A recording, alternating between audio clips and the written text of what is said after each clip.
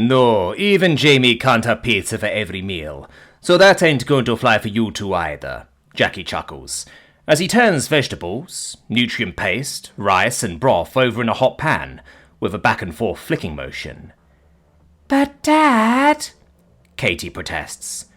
Sorry, kiddo, it's for the best. And trust me, when it comes to food, the more of good stuff you eat, the less special it becomes. Nuh-uh, Katie grumbles, as she crosses her arms and slumps on the dining table dramatically.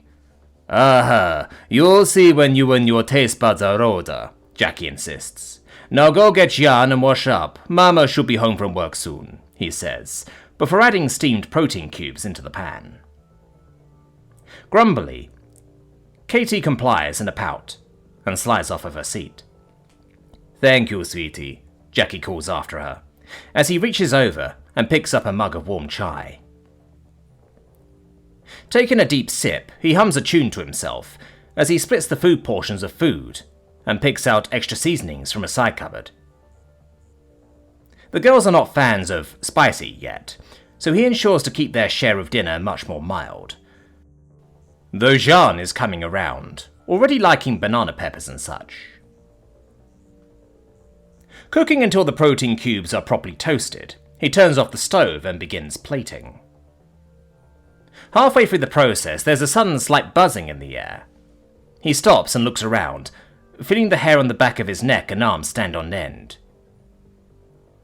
Kids, he heard himself say, as he put the pan down.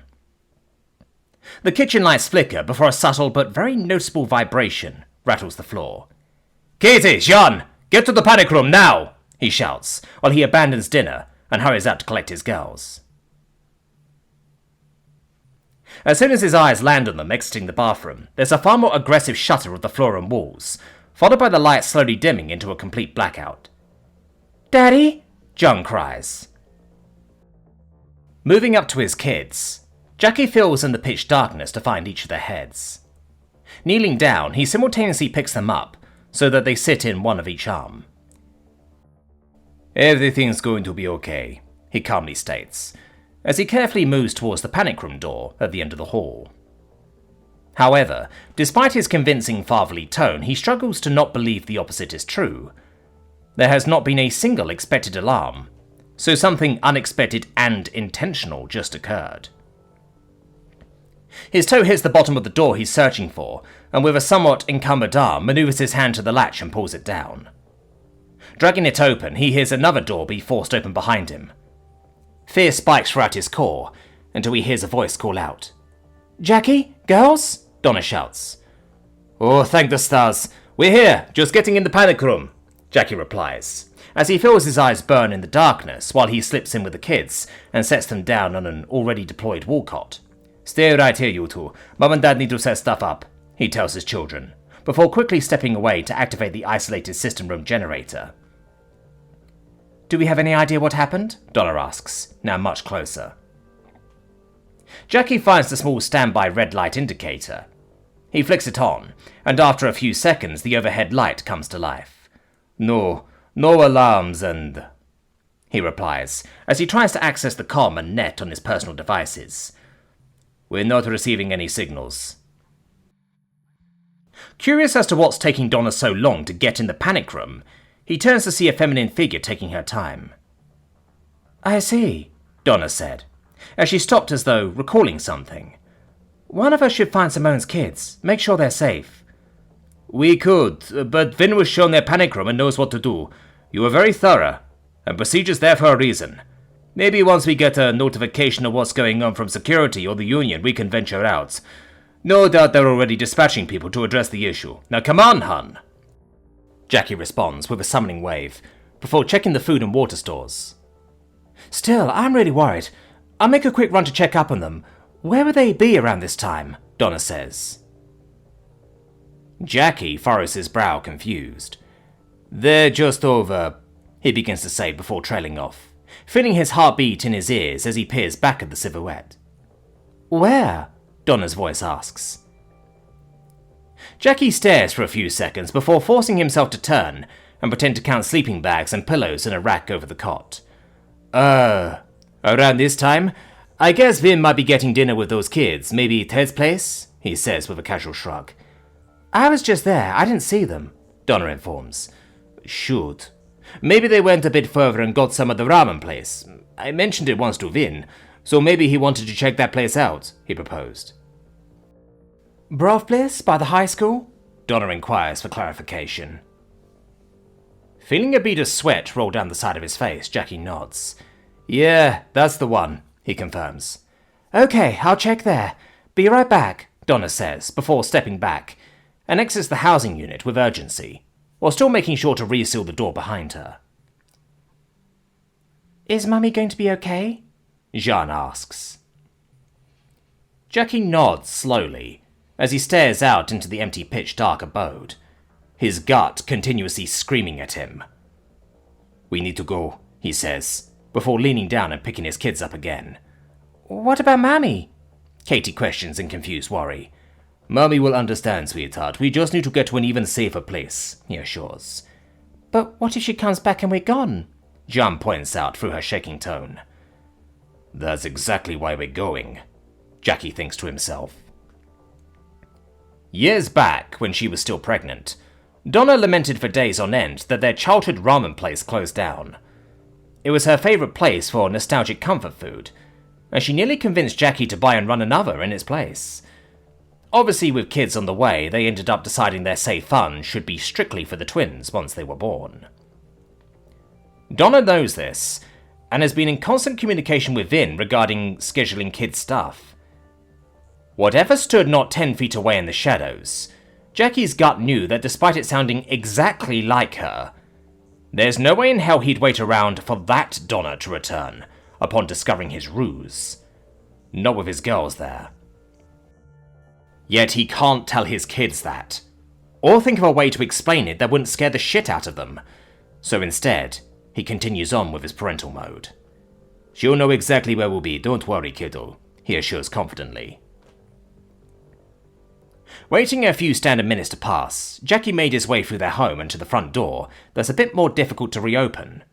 In fact, he's only able to shunt it partly open, just enough to squeeze himself through. He nearly shudders at how Donna managed to open and close it with such ease earlier, encouraging him of this being the best action to take.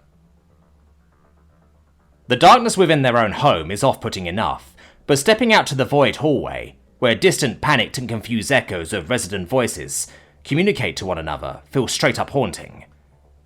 Be brave for Dad, okay? We're not going far, he softly says to his girls, before moving along the wall towards where Vin's rented unit resided. His pace is conflicted, wanting to take it slow through the darkness to not trip or hit anything, while also desiring to hurry, as he felt so very exposed. Still, at the very least he knows this place like the back of his hand, so knowing where obstacles and doors are is of no issue. With each child bearing their faces into each side of his neck, to shield from the scary world around, Jackie eventually makes it to the door he's searching for. With a light tapping, he knocks to notify those inside of his presence before grabbing hold of the manual lever, and with just as much effort as before, drags it open enough to grant entry. Dr. Vin, he says into the darkness to no response. Doctor.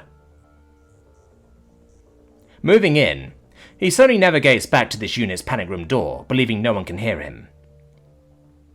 Again, he knocks. After no one comes to answer, he takes the chance, and opens it just a crack. Vin, it's me, and... he quickly says, before realizing the light inside is off. The girls, he finishes, as she opens it the rest of the way. Not a sound came from the void. No breathing, no clacking of chitin, no growl of a dog, and surely the fearless Minarian would utter something if present. Yet no life is heard in this room. He begins to question himself. This was Vin's rented unit, right? Stepping in, he flicks at the panic room light, and as the world comes into view again, it reveals no one had entered before him. Setting his girls down on the cot like before, he rummages for a small flashlight, too preoccupied carrying his kids earlier to bother at their panic room, and lights it up down the hall. Judging by a few familiar toys on the ground, this is most certainly Vin's place. "Doctor," he calls out once more, just in case he and the others are hiding in another room. Yet again, he's met with silence. "Daddy, are we going to wait for them to come back from the place you said?" Katie asks. Blowing out air as he thinks of a response, Jackie can't help but to shrug. He can't leave his kids unprotected, especially with someone using their mother's voice creeping around. Unfortunately, all he can do is hope the others and the real Donna are safe. If they were actually out doing something while this happened, then it's likely they're with other people in a bigger safe room. Plus, the fact that so many Union ships and personnel are so nearby is actually a huge comfort for once. Help is nearby for everyone. "Yep, we'll be hanging out here for them," he confirms, before sealing and locking the panic room door. Unknown to Jackie, and many within the colony, a sudden and violent battle rages above the asteroid. Children of Gaia's ships had rushed in after an unexpected surge of a powerful EMP stunned the majority of Union vessels and crippled the colony they're protecting. Union ships are too preoccupied bringing their vessels back up to combat readiness to search out the EMP's origin, and unfortunately couldn't stop many of the terrorist shuttle forces from their blitz straight for the mining colony. By the time they may have been able to do something about it, they are immediately tied up with the fewer but tremendously aggressive battleships of the terrorists. Cole smiles as his shuttle latches onto a sealed bay door, and his soldiers begin using the emergency responder manual cranks to gain full entry. He reaches down and places his hands atop the heads of his new leash pets, as his forces begin to pour into the colony. The lion-sized winged quadrupeds thrum at attention as their plumes twitch to hear any orders. "Remain by me," he says simply, before being the last to disembark. "What's going?" he hears an authoritative voice of either a security officer or Union soldier start to shout, before he's silenced by pulse weapons fire. Soon enough, the Gaia troops wipe out initial responding forces, who are unable to message via comms of the invaders' arrival, just as Cole planned. They compress onto their target's destination with residents all tucked away, and opposing forces unable to communicate with one another. He's almost sad at the ease of it, as his troops roll their way deeper into the colony. It's not until they have an unbreakable foothold that the enemy starts to have some compelling sense of defensive organization, though once they do, they prove more effective than he would have expected. Though it did make sense upon further consideration. The local security forces guiding the supplemental Union forces don't need maps or blueprints. They understand all the shortcuts and secret paths through their home. No doubt they are the most motivated of everyone fighting. Their kin are here. They'll gladly give their lives like ants to their brooding queen. Cole respects that, but they won't prevent him from reaching his primary goal. Eventually, hallways begin to lock into stalemates. Elevator shafts and stairwells will become narrow death traps, and the predictability of where the Gaia soldiers will go proves more successful than not. Striding into a recently secured plaza, Cole takes a look around, allowing himself to truly take in this mundane, cramped habitat. It is not without its rustic charms, of course, but he fails to understand how such a place could give rise to someone like Thatch. Certainly those who reside here are hard, hearty folk, who can both maintain order while fending for themselves against the various thieves and raiders. Yet, they are still simple miners, algae farmers and vendors that get by. They just care about living to the next day without a thought about striving for more. Are Thatch's ideals simply a reflection of this? No. Surely her spirit must have been something she learned from the Union. Or she really is a unique someone who won't break easily. Her record, both military and life afterwards, proves she has a resilience strong enough to rise from ashes. She could have been something great had she only accepted his truth. Terrans are now weak and must be reborn to persevere and prove themselves once more when the Empire arrives. Perhaps one day, Terrans will be strong enough to surpass even their so-called conquerors. It won't be in Cole's lifetime, but once reminded of where their strength lies, Terrans will be human by his definition again. With that, they can achieve any greatness through any hardship. Yet, Thatch turned him and his future away at every turn. Even as he stripped her down to the core of who she is, she refused. After his own death, she then continued on to disrupt everything. Not only his own plans, but those who he deemed allies to the cause. As impressive as it's all been, she refuses to accept the inevitable. The Empire will come one day or another, and they will succeed in their galaxy-wide conquering crusade. But in her desired future, no one will be ready to endure, least of all Terrans. They will clash fleets until completely broken, rendering so much worth from them. And once the Empire wins, will they even accept Terrans as suitable servants? Or will Terrans be casted aside with the rest? He will not allow that to happen. Brought back from death itself, he won't let her claim any more victories. The redhead alone has accomplished more than even himself in these clashings of fate. He is going to break her once and for all, and she doesn't even need to be present for him to do so. Chief Carl, an officer addresses him over comms. You have a report? He asks, as his mind tears itself from his deepening thoughts. Yes, as expected, the defending forces are primarily focused on where the ambassador is being secured, the officer informs. Cole smirks. Good. Keep pretending that we give a damn about the ambassador until we locate and take out our true targets.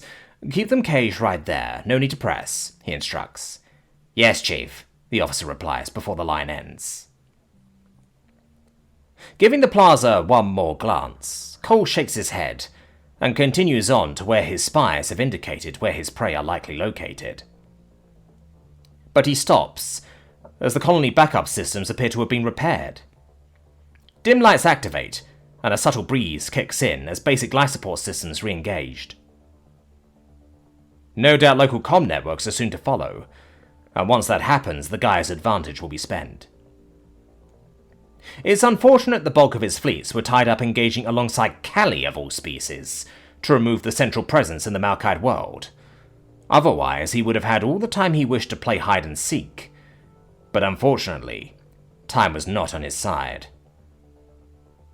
With his pets leashed at his hips, he marches on at twice the pace. Jamie's plumes twitch as he hears fighting all around. He's not fearful of it. His Manarian nature doesn't grant him that particular survival instinct. But he certainly feels uneasy all the same, especially with their sibling clinging to him, and shaking so much that their backplates rattle. There's a round of sighs as the backup lights are finally restored, and people no longer require flashlights and mining headgear to see. Jamie personally didn't mind the darkness. He can perceive just fine, and it was amusing to see Terrans and Mick stumble around. With these lights on, however, SJ seems to calm down a bit at the sign of good news, so Jamie prefers this too. Looks like life support's back up too, a Mick reports, as she removed her face tendrils from a vent. Another round of comforting relief goes through the current occupants of the gym, Vin and Donna being one of them. With the lights on, we should move to a security station, Terra suggests. And get shot? Or risk those kids getting shot? No. I say we just barricade and wait for comms to be restored. Then we coordinate and decide where's best to go, Donna counters. Vin nods. I have to agree. That seems like our best option at the moment, he says, as he places 2 paper cups of water down for Jamie and SJ. Jroom sits upright with perked up alert ears, lips twitching at the potential danger she can hear. We could at least go to the closest panic room. That's where we're supposed to go at a time like this, the male Terran points out. The gym in its entirety acts as a public panic room. We're fine in that regard, the female Mick shot down, almost in a scolding tone. The man rolls his eyes and makes a fine gesture with his arms, before moving back to lean against a corner. Donna lingers her eyes on the man for a second, before walking to Vin and the kids. "You two doing okay?" she asks SJ and Jamie sweetly. SJ shook their head but voiced no words. "Oh, honey, everything will be okay. We have a lot of good guys helping us out," Donna assures, hiding her own concerns for her family. Though thankfully, as far as anyone can tell, these attackers had no interest in the general residents. So her home and area should be clear of fighting, and she trusts Jackie to do whatever it takes to keep their girls safe. She just wishes that she would have left her small pulse pistol at home for him to have access to, but at least she could use it here, if the attackers came this way. "Mom, save us again?" SJ asks in a small voice. Donna pursed her lips for a moment. "She's helping save a lot of people right now. Both your mums are. But don't worry, Aunt Donna and Uncle Vin are going to keep you safe. I know this is very scary, but we'll be okay. I promise. Right, Vin?" The Noxie nods, causing his ear flaps to snap at the air. Of course. Not only that. He points a mitten up at the large framed picture of the gym's previous owner, and a child that they came here to visit when this all began. "Nowhere safer than the castle of your grandfather Robert," he speaks, in a playfully dramatic manner. Both of the kids look back up at the memorial, depicting their mother as a kid, and her father. "Like Aragorn," Jamie squeals in glee, as he starts swinging his hand, as though holding an invisible two-handed weapon. Well, I don't know who," Vin starts to say before Donna cuts in. "Yeah, like Aragorn," she confirms, before tilting her head towards Vin. "A character from some old movies he's been infatuated with after that movie night with the girls. Fantasy hero with a sword and all that," she explains. "Ah, I see. Very good," Vin replies, in amused understanding. Jamie smiled up at the picture enthusiastically. Though to him the Terran looked a lot more like a giant Gimli, he felt a proud reverence towards him. He's a cool hero like his mum, which means he can also be one too. SJ, however, keeps their upward gaze on the young face of their mum, wishing that she will magically step out of the picture and keep them safe in her protective arms. Jamie's plumes distinctly twitch as he picks up a peculiar sound. An unknown voice. It comes from the man that wants to leave for better safety, but it's not his voice talking. "Do you still have visuals?" the voice asks. Jamie's plumes perceive the man tap a finger on his comm once. "Are you able to relocate them?" the mystery voice responds to the tap. The man then taps twice as he pretends to scratch at an itch. "Very well. Chief Cole has been notified of your current location. Prepare for his imminent arrival. Assist in terminating everyone but the targets. Cole will handle the targets personally. Is that understood?" Jamie's plumes see the man turn to look directly at him and SJ before tapping once. Although his toddler brain is still learning the commonly known language of his parents, he's watched enough movies to understand what's being said. The boy's thrum shifts to utter aggression, causing those around him to stare in surprise. "Han, what's wrong?" Donna inquires. The boy stands up with claws at the ready, followed by his tail hammering the ground. "Bad guy!" he sneers as he points at the man. "Calling more bad guys!" Not normally one to take the words of a rambunctious toddler as gospel, Donna reaches into her pocket to put a hand on her weapon. The man's eyes widen as the attention of the room all turns to him. Whoa, kid. That really isn't cool," he scolded in defense. "We're in a serious situation here. Don't go doing that shit." Some around do concede that he had a point. The high-stress situation shouldn't let them turn on each other because of a child's imagination. "What's your name?" Donna asks firmly. The man halves a "Are you kidding me?" laugh. Seriously? Lady, relax, the name's Will, he says. You a resident, Will? Donna inquires, as her eyes elevate the man in inspection. Yeah? Semi-recent transplant, but yeah. The man casually answers with a shrug. So, you're new. That's interesting. Not very common that people come to settle down here. But not unheard of, Donna points out.